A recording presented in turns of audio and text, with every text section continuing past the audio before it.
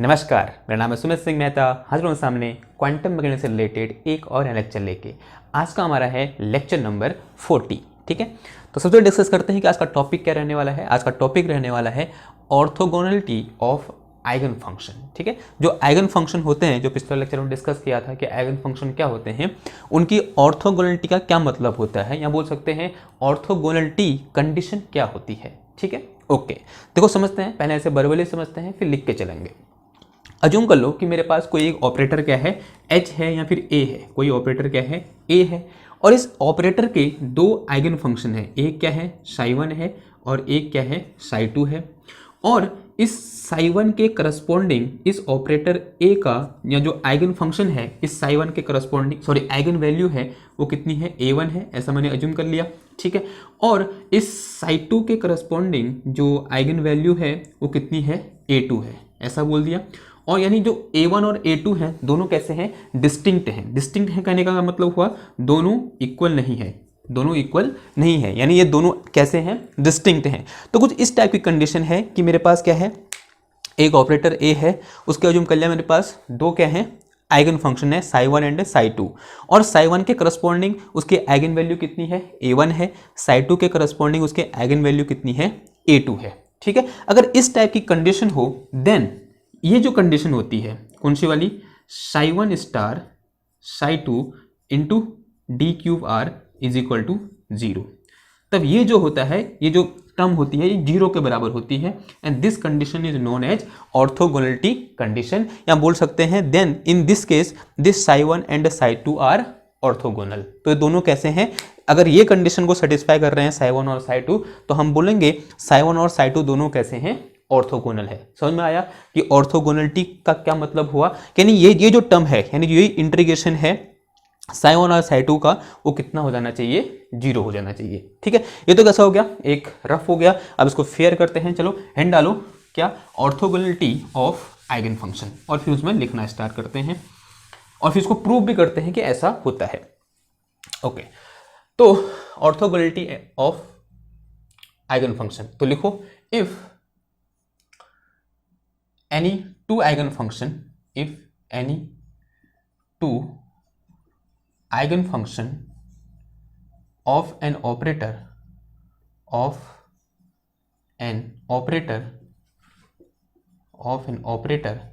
have distinct eigenvalue क्या लिखा है, eigen value, then these eigenfunction are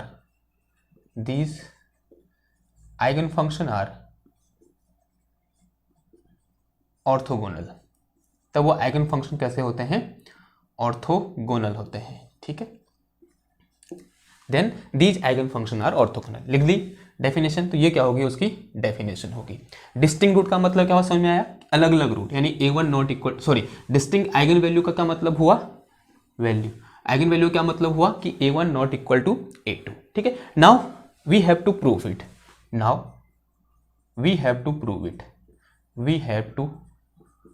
it, हमें क्या करना है, इसको प्रूव करना है। ठीक है, तो प्रूव करने के लिए कुछ अजम्पशन अज्यूम कर लेंगे हम। तो अज्यूम कर लो, लेट अस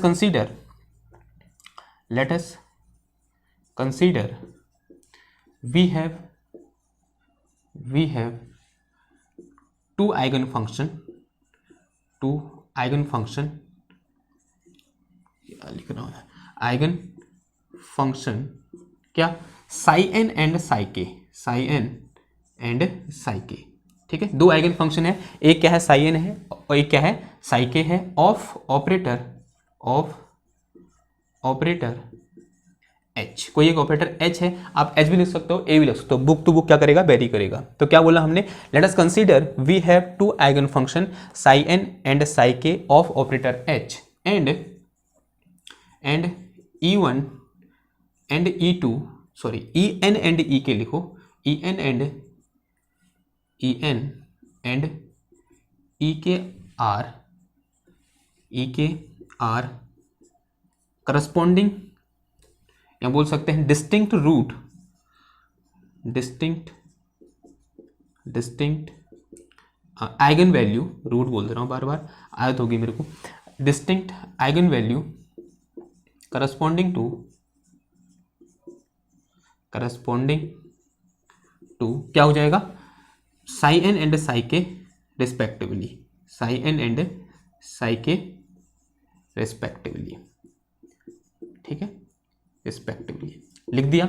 नाउ जो यहाँ पर लिखा है इसी को मैथमेटिकल वर्जन में लिख सकते हैं। कहने का मतलब हुआ, जो लिखा हमने इसका कहने का मतलब हुआ कि जो साई एन है ये क्या है मेरे पास, एच का क्या है, आइगन फंक्शन है, और इसकी जो आइगन वैल्यू है वो कितनी है, ई एन है। तो ऐसा आ जाएगा। तो जब इसमें ऑपरेट करूंगा तो मुझे क्या मिलेगा, यहाँ पर ई एन मिलेगा एज ए कॉन्स्टेंट, और ये जैसा का तैसा यहाँ पर आ जाएगा। ठीक है, तो इसे क्या बोल दिया हमने, सम इक्वेशन नंबर 1 बोल दिया। सिमिलरली जो साई के है वो भी क्या है, एच का आइगन फंक्शन है। तो क्या हो जाएगा, कुछ इस तरह कंडीशन हो जाएगी कि एच इंटू साई के इज इक्वल टू कितना हो जाएगा, ये ई के इंटू कितना हो जाएगा, दिस इज साई के, and say it is some equation number 2। इसे क्या बोल दो, इक्वेशन नंबर 2 बोल दो। ओके, इतना क्लियर हुआ। नाउ आज हमें कुछ करना पड़ेगा। क्या करेंगे हम, एक काम करो, जो इक्वेशन 2 है उसका कॉम्प्लेक्स कंजुगेट ले लो। Taking complex conjugate of equation 2, क्या करो, taking complex conjugate of equation 2, जो इक्वेशन 2 है उसका कॉम्प्लेक्स कंजुगेट ले लो। तो क्या हो जाएगा, देखो ये हो जाएगा मेरे पास क्या, H operator into psi k, इसका complex conjugate is equal to, ये क्या हो जाएगा मेरे पास यहाँ पर ई के इंटू साई के और इसका कॉम्प्लेक्स कंजुगेट। ठीक है, इतना क्लियर हुआ ना। अब देखो ये चीज़ है मेरे पास यहाँ पर जो, और ई के इज रियल, जो ई के है वो क्या है, रियल है, क्योंकि वो क्या है, आइगन वैल्यू ऑफ एच है। और एच यहाँ पर एक काम करो, और ये कैसा ऑपरेटर है, हर्मिशियन ऑपरेटर, यहाँ पर लिखो ये कैसा ऑपरेटर है, हर्मिशियन ऑपरेटर है। और हर्मिशियन ऑपरेटर की आइगन वैल्यू हमेशा क्या होती है, रियल होती है। जो ई के है वो कैसा है, रियल है, तो उसका कॉम्प्लेक्स कंजुगेट उसी के बराबर होगा। तो यहाँ से क्या आ जाएगा, देखो यहाँ पर मेरे पास ये एच के का complex conjugate is equal to कितना आ गया, ये ई के तो ऐसे ही आ गया बाहर, ई के ऐसे, क्योंकि दिस इज रियल, एंड फिर एक क्या आ जाएगा यहाँ पर साई के स्टार आ जाएगा, and say it is some equation number, क्या बोल दो इसको, 3 बोल दो। इसे क्या बोल दो, इक्वेशन नंबर 3 बोल दो। ओके, नाउ अब कुछ और करना पड़ेगा हमको। एक काम कर रहे हैं, इस इक्वेशन 1 को तो लिखो मल्टीप्लाई इक्वेशन 1, या फिर प्री मल्टीप्लाई लिखो। ठीक है, एक टर्म ला रहा हूं यहाँ पर, pre multiply equation 1 by Sai या साई स्टार, क्या लिखो, साई स्टार या फिर साई के स्टार लिखो।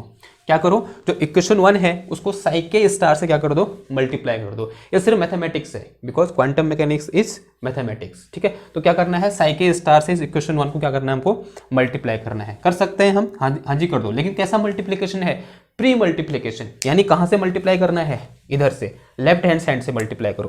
तो यहाँ से क्या हो जाएगा, देखो ये हो जाएगा मेरे पास साई के स्टार, और फिर क्या आ जाएगा, देखो ये एच साई एन ऐसे रहा, ये ब्रैकेट के अंदर। ठीक है, इसको मैं यहाँ नहीं लिख सकता क्योंकि कैसा मल्टीप्लिकेशन है, प्री मल्टीप्लिकेशन, समझ में आई बात। And this is equal to क्या हो जाएगा, देखो दिस इज, अब साई एन तो कांस्टेंट है, इसको मैं आगे पीछे कर सकता हूँ। तो साई एन मैंने पहले लिख दिया, सॉरी ई एन मैंने पहले लिख दिया, और फिर क्या आ जाएगा यहाँ पर मेरे पास, दिस इज साई के स्टार इंटू कितना आ गया, साई एन आ गया। ये क्लियर हुई इतनी बात। Now say it is some equation number 1 से निकल के आ रखा है, तो उसको क्या बोल दो, 1a बोल दो। नाउ एक काम और करो, जो इक्वेशन 3 है इसको साई एन से पोस्ट मल्टीप्लाई कर दो। क्या कर दो, पोस्ट मल्टीप्लाइंग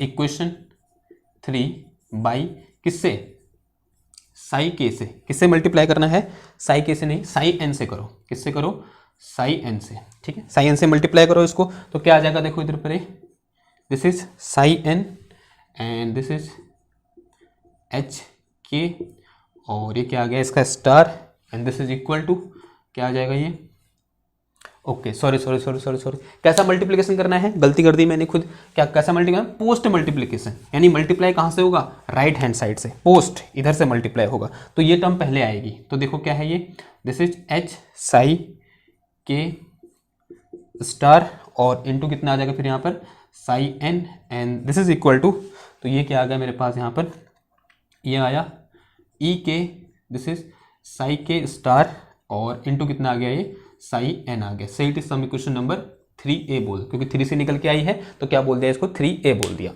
नाउ अब देखो ऐसा मैं क्यों कर रहा हूँ, थोड़ी देर बाद समझ में आ जाएगा आपको कि मैं ये सब क्यों कर रहा हूँ, ठीक है। ये स्टेप आपको याद रखने पड़ेंगे क्योंकि क्या है जस्ट मैथमेटिक्स है, तो यहाँ पर स्टेप तो आपको याद रखने ही रखने पड़ेंगे, ठीक है। लेकिन ऐसा करने से कुछ ना कुछ फायदा होगा, तभी हम ऐसा कर रहे हैं। तो एक काम करो, आप एक काम करिए, इस इक्वेशन ए में से इसको माइनस कर दो, ठीक है। तो क्या करो 1A माइनस क्या कर दो 3A कर दो, 1A माइनस 3A।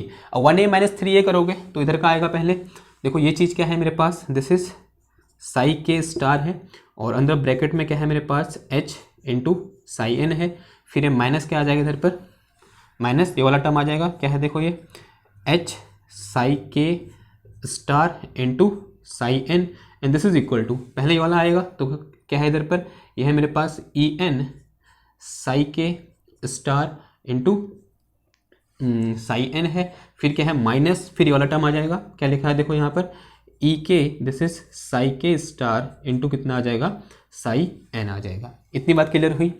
ओके। ना अब एक काम करो, दोनों ओर इंटीग्रेट कर दो, इंटीग्रेटिंग बोथ साइड, इसको कुछ इक्वेशन नंबर 4 बोल दो या फिर कुछ और कर लें एक बार और, हाँ एक स्टेप और आगे बढ़ा लो, एक काम कर लो, इसको ऐसे लिख दो, देखो साई के स्टार इंटू, इसको ऐसे रहने दो psi n H psi N minus, देखो क्या आ गया एच साई एन स्टार और this is psi n is equal to, देखो दोनों ओर से कुछ कॉमन है, साई के स्टार साई एन, साई के स्टार साई एन, ये दो टर्म क्या है कॉमन है, तो कॉमन ले लो। अंदर क्या बच जाएगा, देखो अंदर बच जाएगा ई एन माइनस ई के, और यहाँ क्या आ जाएगा दिस इज साई के स्टार इंटू कितना आ जाएगा साई एन आ जाएगा, ठीक है। एक स्टेप और बढ़ा दिया ना। अब इसको इक्वेशन नंबर 4 बोल दो, बोल दिया हमने इक्वेशन नंबर 4 ना। अब करो integrating both side, on integrating both side, on integrating both side, दोनों साइड क्या कर दो इंटीग्रेट कर दो। देखो दोनों साइड इंटीग्रेट करोगे तो इसका इंटीग्रेशन होगा, तो क्या आ जाएगा देखो ये इंटीग्रेशन, और इंटीग्रेशन कहाँ होगा ऑल स्पेस, ठीक है, ठीक है। इंटीग्रेशन कहाँ होगा ऑल स्पेस, और साई के स्टार और हाँ दिस ब्रैकेट साई के स्टार, और ये कितना आ गया मेरे पास, this is H cap psi N minus H cap psi N का स्टार, ओके ये साई एन दो बार आ गया, ये साई के होगा, हाँ दिस इज साई के, दिस इज ऑल्सो साई के, and this is psi n, n और बाहर क्या आ जाएगा डी क्यूब आर, क्या आ जाएगा डी क्यूब आर आ जाएगा, and this is equal to, ये कांस्टेंट है, ये दोनों टर्म क्या है कांस्टेंट है, because this two are eigen value, ये तो कांस्टेंट है तो इंटीग्रेशन के बाहर आ जाएंगे, तो ई एन माइनस ई के बाहर आ गया, और इंटीग्रेशन क्या बच गया इधर पर देखो साई एन स्टार साई के स्टार इंटू साई एन, और यहाँ क्या आ जाएगा डी क्यूब आर आ जाएगा, ठीक है। इतना आ गया। Set is some equation number 5, इसे क्या बोल दो इक्वेशन नंबर 5 बोल दो ना। अब एक चीज देखो, अगर मैं इसको ध्यान से देखूं इस टर्म को, क्योंकि यहाँ पर जो ये h है ये कैसा ऑपरेटर है, एक हर्मिशियन ऑपरेटर है, और ये कंडीशन ऑफ हर्मिटिसिटी से मैच कर रही है, ठीक है। ये क्या कर रही है कंडीशन ऑफ हर्मिटिसिटी से मैच कर रही है। अगर मैं इसको ध्यान से देखूं, देखो मैं समझाता हूं क्या बोलना चाह रहा हूं।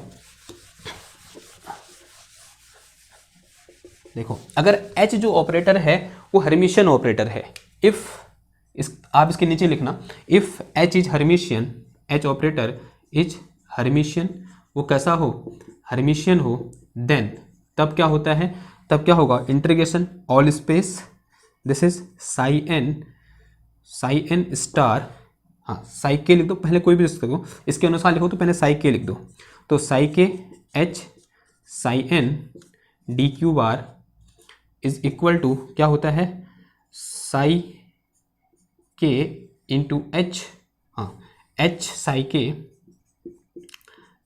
के इस पूरे का स्टार, और इंटू क्या आ जाएगा ये psi N into D cube R, ऐसा होता है। This is the condition of hermiticity, पढ़ा है ना हमने, ये क्या है कंडीशन ऑफ हर्मिटिसिटी है, ओके। अगर ये कंडीशन ऑफ हर्मिटिसिटी है तो ये दोनों टर्म क्या है सेम है, तो यानी ये जो है वो इसके बराबर है, अगर दोनों बराबर हैं तो ये कितना हो गया 0 हो गया। तो अगर ऐसा है दिस मीन्स कौन सा side, right hand side, RHS of equation 5 is 0, कितना हो जाएगा, 0 हो जाएगा। तो क्या बचा उधर, देखो क्या बच जाएगा, En माइनस ई के इंटू इंटीग्रेशन क्या आ जाएगा, दिस इज साई के स्टार इंटू साई एन, और ये क्या आ जाएगा यहाँ पर d cube r, and this is equal to 0 आ जाएगा ना। अभी थोड़ी देर पहले जब हम लिख रहे थे तो हमने क्या बोला, these both are distinct root, ये कैसे रूट है, सॉरी डिस्टिंक्ट आइगन वैल्यू है। क्या है ये, ई एन और ई के दोनों कैसी आइगन वैल्यू हैं, डिस्टिंक्ट आइगन वैल्यू हैं। कहने का मतलब ये हुआ कि E N is not equal to E K, यानी ये टर्म तो 0 हो नहीं सकता, यानी ई एन माइनस ई के कैन नॉट बी 0, ये 0 हो नहीं सकता। लेकिन इस पूरे टर्म में 0 होना है, तो ये 0 कब होगा, जब ये वाला पार्ट क्या होगा, 0 होगा। और ये वाला पार्ट 0 होने का मतलब क्या हो जाएगा, ये दिस इज साई के स्टार इंटू क्या आ जाएगा, साई एन इंटू क्या आ जाएगा यहाँ पर d cube r, this is equal to 0, and this condition is known as orthogonality condition. इसी को हम क्या बोलते हैं, कंडीशन ऑफ ऑर्थोगोनलिटी, या फिर we can say this psi के and psi N are orthogonal to each other, दोनों क्या है, एक दूसरे के ऑर्थोगोनल है। इसको मैं क्या बोलता हूँ, कंडीशन ऑफ ऑर्थोगोनलिटी, क्या हो जाएगी ये, कंडीशन ऑफ ऑर्थोगोनलिटी हो जाएगी। क्लियर हुई बात। तो ये क्या कर दिया हमने, प्रूव भी कर दिया कि ये क्या होती है, हमारी कंडीशन ऑफ ऑर्थोगोनलिटी होती है। नाउ एक चीज और पढ़ी थी हमने, कंडीशन ऑफ नॉर्मलाइजेशन कंडीशन पढ़ी थी। बता सकते हो आप नॉर्मलाइजेशन कंडीशन क्या होती है, ये हो गया था ना। देखो एक चीज और डिस्कस किया था हमने, आज से कम 4 या 5 लेक्चर पहले जाके देखो, हमने एक चीज डिस्कस की है, वो क्या है, कंडीशन ऑफ नॉर्मलाइजेशन। नॉर्मलाइजेशन क्या होता है, नॉर्मलाइजेशन या फिर condition of normalisation, condition of normalisation क्या होती है, बताएगा कोई। वो होती है हमारे पास क्या, integration psi star psi d cube are is equal to 1 and integration is all space. Integration का है, हमेशा ऑल स्पेस है। This is equal to 1 and this condition is known as normalisation condition. अगर मैं इस नॉर्मलाइजेशन कंडीशन और condition of orthogonal को mix करूं, ठीक है, on mixing condition of normalisation and condition of orthogonality, ठीक है, तो करो, मिक्स करो, on mixing, on combining condition of orthogonality and normalisation दोनों कंडीशन क्या करना है, मिक्स करना है। तो उनको मिक्स फॉर्म में कैसे लिखेंगे हम इस तरीके से लिखेंगे, देखो इंटीग्रेशन साई के है पहले, साई के star psi N D cube are is equal to delta N K, ऐसे लिख देंगे। And this condition is known as condition of orthonormality condition. इसे हम क्या बोलते हैं, ऑर्थोनॉर्मलिटी कंडीशन बोलते हैं। इसको क्या बोलते हैं हम, ऑर्थोनॉर्मलिटी कंडीशन, ठीक है। क्या नाम है इसका, ऑर्थोनॉर्मलिटी कंडीशन है। देखो क्यों बोल रहा हूं इसको ऑर्थोनॉर्मलिटी, अगर इसको मैं देखूं तो इसमें दोनों कंडीशन छुपी हुई हैं, ये भी और ये भी, ठीक है। देखो यहाँ पर ये तो सेम है दोनों जगह, ये चीज तो सेम है, लेकिन चेंज कौन हो रहा है, इधर 0 है, इधर 1 है, ये इसकी वैल्यू पर डिपेंड कर रहा है। यानी जो डेल एन के है इसकी वैल्यू 0 होगी, कब, when n is not equal to k, जब n की वैल्यू k के बराबर नहीं होंगे, यानी दोनों अलग अलग होंगे, एक 1 होगा एक 2 होगा, या फिर एक 3 होगा एक 4 होगा, तभी कितना आएगा आंसर, 0 आएगा। तो यहाँ पर 0 हो जाएगा, तो कौन सी कंडीशन हो जाएगी, ऑर्थोगोनलिटी कंडीशन हो जाएगी। And this is equal to 1 when n is equal to k, जब दोनों क्या होंगे, बराबर होंगे, तभी किसके बराबर हो जाएगा, 1 के बराबर हो जाएगा। तो इस केस में कौन सी कंडीशन हो जाएगी, ये कंडीशन ऑफ नॉर्मलाइजेशन हो जाएगी, ठीक है। तो ये क्या होगा, जब हमने कंडीशन ऑफ ऑर्थोगोनलिटी और नॉर्मलाइजेशन को क्या कर दिया, कंबाइन कर दिया, तो ये कंडीशन निकल के आई, और इसको क्या बोलते हैं हम, कंडीशन ऑफ ऑर्थोनॉर्मलिटी या फिर ऑर्थोनॉर्मलिटी। हाँ ये बात चेक कर लो यार, मैं कंडीशन ऑफ ऑर्थोनॉर्मलिटी बोलते हैं, सही। 1 मिनट वेट करना, ऑर्थोगोनलिटी,